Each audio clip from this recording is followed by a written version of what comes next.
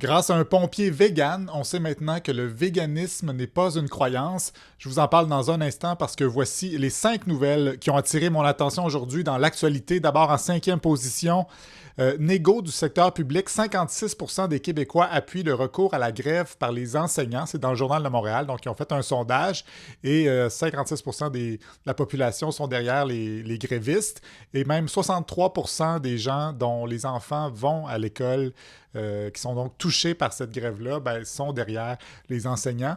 Et je trouve ça quand même beaucoup, je trouve ça réjouissant, mais je trouve ça beaucoup aussi considérant l'espèce de campagne là, qu'il y a depuis une semaine ou deux là, dans certains médias pour dire que là, c'est assez, puis que, en fait, ça a un petit peu viré de bord, là.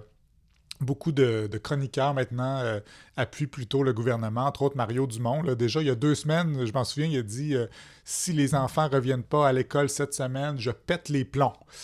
Il a pas pété les plombs encore, là. En tout cas pas à ce sujet-là. Puis il y a d'autres de ses collègues aussi là, qui avaient un petit peu le même discours. Donc, je trouve ça le fun parce que ça me rassure sur le fait que, bon, François Legault a dit que les enfants, c'est ce qu'on a de plus précieux, donc ils doivent aller à l'école, mais je pense que les gens réalisent que oui, les enfants, c'est ce qu'on a de plus précieux, et c'est pour ça qu'il faut donner des moyens qui ont de l'allure aux enseignants. Quatrième position, Tim Hortons fait revivre l'Hollandaise pour marquer son 60e anniversaire. C'est un texte de la presse canadienne dans Le Devoir. Et ça m'a un peu surpris que ce soit un texte dans un journal parce qu'on dirait un petit peu une pub de Tim Hortons qui annonce que pour leur 60e anniversaire, ils vont ressortir un vieux beigne qui était là à l'origine de Tim Hortons. Mais premièrement, c'est 60e anniversaire. C'est pas un chiffre très cool. C'est pas 50, 75 ou 100. Donc juste 60. Et deuxièmement, ça n'a pas l'air si bon que ça, le beigne hollandais. C'est un carré avec des raisins dedans. Je suis pas sûr que c'est si cool que ça là, de ressortir ce beigne-là. Donc, un article qui m'a un peu surpris dans le devoir. Troisième position, un pompier vegan débouté. Un tribunal tranche que le véganisme n'est pas un droit. En fait, le pompier vegan voulait avoir de la bouffe vegan pour son travail. C'est en Ontario. Et son employeur n'a pas voulu lui fournir de tofu ou de pois chiches. Alors, il a poursuivi l'employeur, puis ils ont plaidé que c'était une croyance, le véganisme. Donc, ils voulaient avoir un accommodement, comme pour certaines religions là, qui ont le droit à de la bouffe halal ou des trucs comme ça. Et le juge a dit non, pour que ce soit une croyance, il faut qu'il y ait un genre de dieu là, ou quelque chose comme ça, ou que ça a rapport avec l'existence humaine, mais c'est pas le cas avec le véganisme. Et ce qu'il y a de bien avec les dieux, par contre, c'est que c'est facile d'en inventer. Hein. Il y en a beaucoup qui l'ont déjà fait.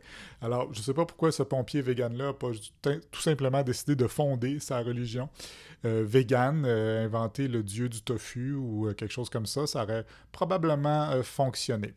En deuxième position, Rudy Giuliani, je vais le redire, Rudy Giuliani.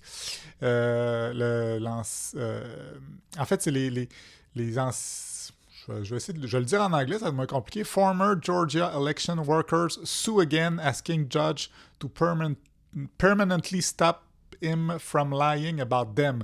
Donc, Giuliani a été accusé a été reconnu coupable même d'avoir diffamé deux responsables d'élection en Géorgie. Il avait dit qu'elles avaient fraudé là, l'élection, truqué l'élection et elles ont gagné là, dans un procès 150 millions en dommages et intérêts. Donc, elles étaient bien contentes, sauf que le beau Rudy, il a continué, lui, après ça, de redire son mensonge qu'il avait fait, qui était condamné. Fait que là, les deux femmes le poursuivent de nouveau pour qu'il se la ferme. Mais je pense que Rudy, il n'a plus une scène, fait que, il s'en sac un peu d'être poursuivi de nouveau. Fait que champion jusqu'au bout. Dire que ce gars-là a déjà été maire de New York, quand même étonnant.